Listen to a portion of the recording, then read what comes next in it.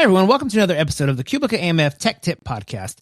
This is a weekly podcast where we take you on a journey through the fascinating world of bowling technology and beyond. As always, I'm your host, Orly, and I'm excited. We have a first-time guest. We've been getting some first-time guests lately, and it's always cool to kind of spread the wealth, I guess you could say, have different people on. So today we have David Atkins. David, welcome to the show. Thanks for having me. And David, first off, can you let everyone know your title with QubicaAMF and what you do within that title? Of course. So I am the tech support technical documentation specialist. I make sure our internal documentation is all up to snuff for our technicians and that all the resources that they have meet all the needs that they have for making sure we can support our customers to the best that we possibly can. Perfect. Yeah. And what's kind of cool is, a lot of times we have just like someone from tech support that takes calls or somebody that's a trainer, but it's always cool to have somebody on that's, something different. Cause then, the listeners get to hear, oh, wow, I didn't know that position existed, or I didn't know, and that's one cool thing when I've gone into, when I go into Cubica offices, I love meeting new people and just saying, hey, what do you do? And what do you do? They probably like, who's this guy asking us what we do? But it's always cool just to know all the different things. Cause when it comes to a big company, it takes a lot of things to make everything happen. And it's always cool to have, to find out what everybody does. So, David, today, what we're going to cover is, we get questions a lot on the SuperTouches, whether that's maybe it freezes up or, just maybe something came up that wasn't having it run as smoothly as it's supposed to. So today I kind of wanted to see if you could cover some, general SuperTouch troubleshooting with us. Absolutely. All right. I'll just kind of let you take it from here and just kind of explain some things people might come across and how they can take care of those to get their SuperTouches running properly. Right. So yeah, every now and then when you're running your center, or got a lane run with SuperTouch, you'll run into a couple issues here and there maybe. Like you said, freezing, that'll happen every now and then. Sometimes the touch might stop working. As with SuperTouches, as with really any other technical product, first step, always give it a good reboot by rebooting the hub on the pair, because you don't want to unplug the cable on that SuperTouch since it gets power through that network cable. That can cause issues, so just be careful there. But just unplug power to the hub, plug it back in, it'll reboot the whole lane pair. Decent amount of time, that'll solve the problem. Sometimes if it's a little bit finickier than that, or you got something a bit more complicated going on, you might need to do a reinitialize from Conqueror just to reload all the programming on it. That'll clear out a good number of other issues. But sometimes you might have a little bit more going on. Maybe SuperTouch itself might be having an issue. Maybe your entire lane pair isn't booting properly. You'll usually, if you're getting a 199 boot error, that means there's trouble communicating with the SuperTouch specifically. Okay.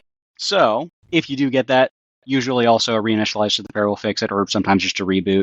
But if you do need to go further and you've tried these steps, still having trouble, first thing, figure out which SuperTouch is having the problem. Because, if one of them is communicating, both the lanes in the pair aren't going to work. So how do you figure out which one's having the problem? If you look on your overhead monitor, you'll see as part of the 199 error code, it'll tell you if it's the LCDL for the left lane or LCDR for the right lane. So that'll tell you which one we want to zero in on to figure out what's going on. So from this point, let's say we have LCDL, we got a left lane SuperTouch that's having an issue. What does that mean? Either we've got something's disconnected, just check all your connections first, make sure they're all plugged in the way they should be, give it a reboot, make sure it works. But if everything looks like it's in place but still having issues, it's going to be one of three things. You've either got a problem with the hub, problem with the SuperTouch, or a problem with the cable between them. So you got to start swapping things out, see what you can figure out, isolate the problem. Easiest first thing to do, power down your hub on your hub for your lane pair. You've got the L3 and the L4 port. The L3 port is where your left SuperTouch plugs in. The L4 port is where your right SuperTouch plugs in. So one thing that we can do to figure out which is, or where the problem is if you power down your hub, swap those two cables, power it back on, you can see if the error switches from LCDL to LCDR. So if the lane pair thinks that it switched from the left to the right lane or vice versa, that'll tell you the port's bad. Okay. So you'll need to replace your hub. If you go through that, swap them out, and still, and the problem does follow, it means either that cable or that SuperTouch itself that we originally suspected. It's probably the issue. So you've got two options. You can either, just for testing, run a drop cable, Cat5, Ethernet cable, network cable, whatever you want to call it. If you have one that's long enough to just reach over the lane, just plug it in place of the one that's already there, see if it boots up fine, then the cable's bad, and you just got to replace that. Otherwise, You could try swapping your SuperTouch. If you've got a working one from another lane, you could even switch your lane 1 and lane 2 SuperTouch, or your even and odd SuperTouch on that pair, and then see if the problem switches as well. And if it follows that SuperTouch, if it follows that touchscreen, that's where the problem is.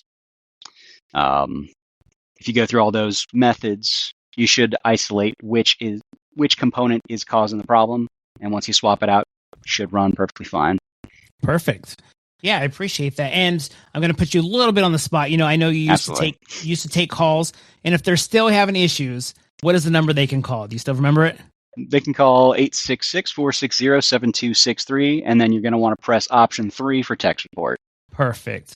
Well, David, I appreciate you coming on today. Hopefully you had a good time and you're going to be willing to come back. Or if not, you probably will just never answer my emails or my my chats ever again. But no, you did a great job. Professional way to do it. No, you did a great job, and we appreciate you coming on. And I know this subject's going to help a lot of people, and that's always a goal with us with this show. So yeah, we appreciate you coming on. And thanks again for having me. And everyone, thanks for listening to the QubicaAMF Tech Tip Podcast. We're here each week to support centers like yours with expert advice and the latest in bowling innovation. Don't forget to subscribe so you never miss an episode, and be sure to share this podcast with your team, coworkers, or anyone who could benefit. Until next time, we'll talk to you again soon. Bye-bye.